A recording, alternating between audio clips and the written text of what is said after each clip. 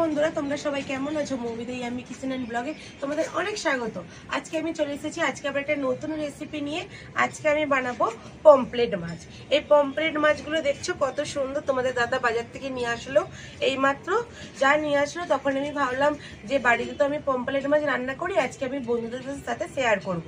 এই পমফ্রেট মাছের তেল ঝাল সর্ষে পোস্ত দিয়ে। এই পমফ্রেট মাছের তেল ঝাল কিন্তু খেতে খুবই সুন্দর হয়, আর এটা দিয়ে কিন্তু সব ভাত খাওয়া হয়ে যাবে।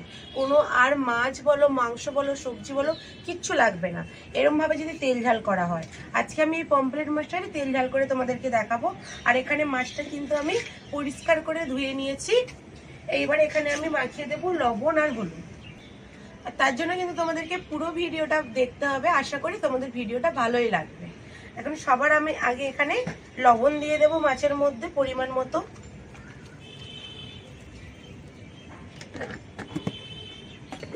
এবার দিয়ে দেবো হলুদের গুঁড়ো।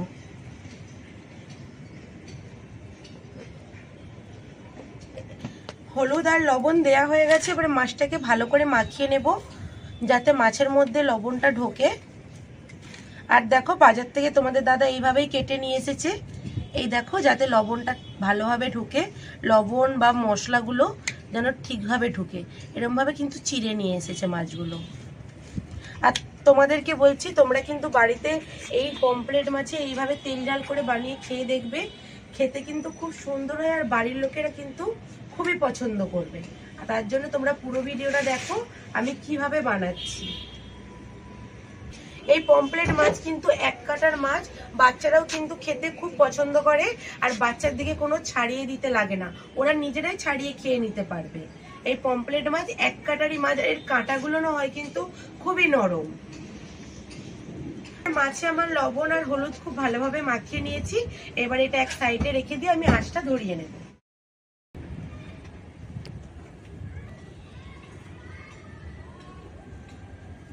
এখানে কিন্তু আমি উনুনটা ধরিয়ে নিয়েছি আর কড়াও বসিয়ে দিয়েছি।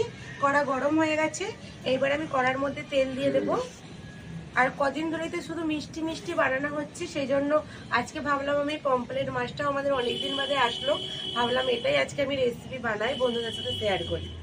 সেই জন্য যে পমফ্রেট মাছটাই তোমাদের সাথে শেয়ার করছি। আর এখানে আমি দিয়ে দিচ্ছি এখন সর্ষের তেল। আর এই মাছটা রান্না করতে কিন্তু সর্ষের তেলই কিন্তু লাগবে, সাদা তেল দিয়ে করবে না, তাহলে এর স্বাদটা কিন্তু ভালো পাওয়া যাবে না। কড়ার মধ্যে আমি এখন সর্ষের তেল দিয়ে দিয়েছি। তেলটা গরম হলে আমি মাছ একটা একটা করে দিয়ে ভেজে নেব।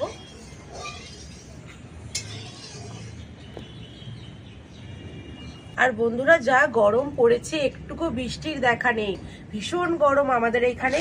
তোমাদের ওইখানে কোথায় কোথায় গরম আমাকে অবশ্যই কমেন্ট করে জানাবে, আর কোথায় বৃষ্টি হচ্ছে আমাকে এটাও জানাবে। এখন আমি মাছগুলো ভেজে নেব।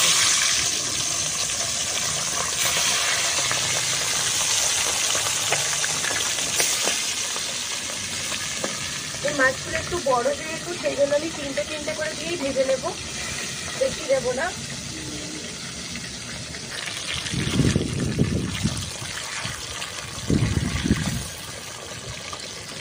বন্ধুরা মাছগুলো কিন্তু আমি ভালো করে উল্টে পাল্টে ভেজে নিয়েছি।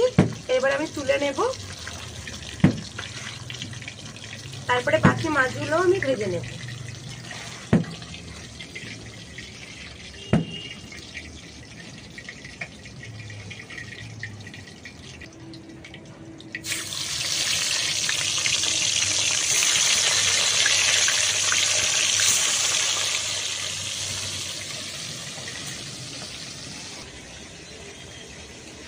বন্ধুরা এখানে কিন্তু মাছটা ভাজা হচ্ছে, এক সাইডে মাছটা ভাজা হোক।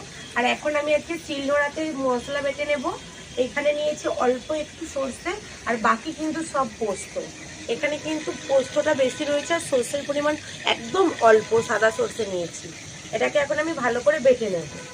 আর শিলনোড়াতে বেটে মশলার তরকারি খাওয়ার টেস্টটাই কিন্তু হয় আলাদা, একদম খুব সুন্দর হয় খেতে।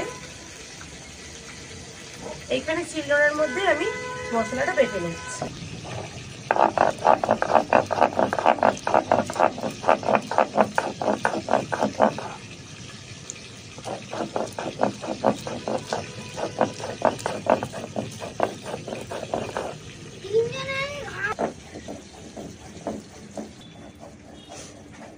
এখানে কিন্তু আমার পোস্তটা বাটা হয়ে গেছে, সর্ষে পোস্ত।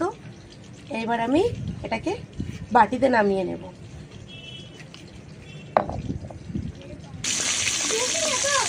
বন্ধুরা এখানে আমার সব মাছগুলো ভাজা হয়ে গেছে। এখন তেলের মধ্যে আমি চেরা কাঁচা লঙ্কা দিয়ে দিলাম।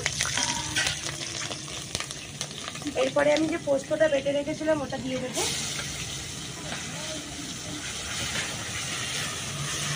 দিয়ে এরকম ভাবে একটু ভেজে নেব। এরপরে আমি এখানে দিয়ে দেবো পরিমাণ মতো লবণ, আর দিয়ে দেবো হলুদ গুঁড়ো,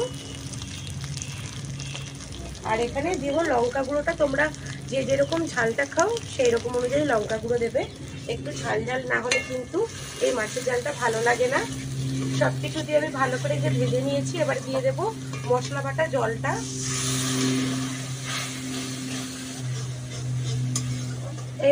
এবার আমি মশলাটাকে একটু ভালো করে কষিয়ে নেব। সব কিছু দেওয়া হয়ে গেছে।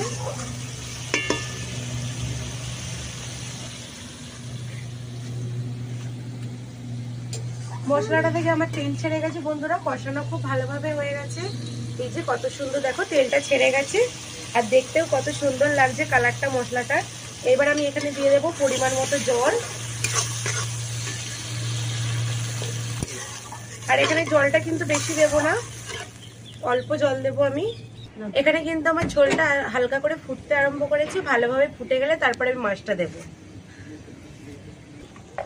বন্ধুরা এখানে কিন্তু আমার গ্রেভিটা ফুটে গেছে মাছের। এবার আমি মাছগুলো দেবো, দিয়ে নামিয়ে নেব। এখানে গ্রেভিটা ফুটে গেছে, মাছগুলো আমি একটা একটা করে দিয়ে দিচ্ছি গ্রেভির মধ্যে।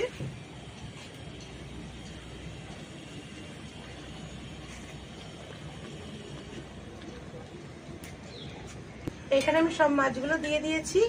আর মাছটা কিন্তু হালকা একটু ফুটে গেলেই নামিয়ে নেব।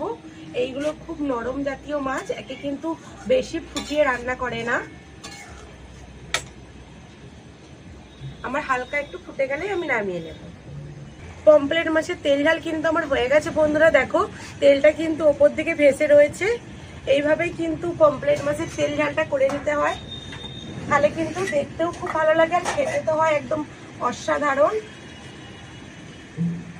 বন্ধুরা এখন আমি নামিয়ে নিচ্ছি, আমার ফুটে গেছে। দেখো দেখতেই কিন্তু কত সুন্দর হয়েছে। তেল ঝাল তো কত সুন্দর তেল ঝালই হয়েছে পমফ্রেট মাছের। আর আমার এই ভিডিওটা ভালো লাগলে অবশ্যই কিন্তু লাইক করে দেবে, কমেন্ট করে জানাবে কেমন হয়েছে। আর এইভাবে কিন্তু তোমরা বাড়িতে অবশ্যই বানিয়ে খেয়ে দেখবে, খেতে কিন্তু খুব সুন্দর হয় এই পমফ্রেট মাছের তেল ঝাল সর্ষে পোস্ত দিয়ে। দেখেই লোভ চলে আসছে, মনে হচ্ছে ভাত নিয়ে এক্ষুনি আমি বসে পড়ি খেতে। বাড়িতে অবশ্যই বানিয়ে খেয়ে দেখবে, খুব সুন্দর হয়। আর ভিডিওটা কিন্তু আমি এখানেই শেষ করছি। আর আমার চ্যানেলটা যারা সাবস্ক্রাইব করেছো তাদেরকে বলছি অনেক ধন্যবাদ তোমাদেরকে। আর যারা এখনো সাবস্ক্রাইব করোনি বা আমার নতুন বন্ধুরা দেখছো তাদেরকে বলছি তাড়াতাড়ি চ্যানেলটা সাবস্ক্রাইব করে দাও, তাহলে কিন্তু আরো নতুন নতুন রেসিপি তোমাদের কাছে সবার আগে পৌঁছে যাবে। তার জন্য মৌমিতা ইয়াম্মি কিচেন এন্ড চ্যানেলটা তোমাদের কিন্তু সাবস্ক্রাইব করতেই হবে। তো চলো আমি এখানেই ভিডিওটা শেষ করছি, দেখা হচ্ছে নতুন কোনো রেসিপি নিয়ে। ততক্ষণে টাটা।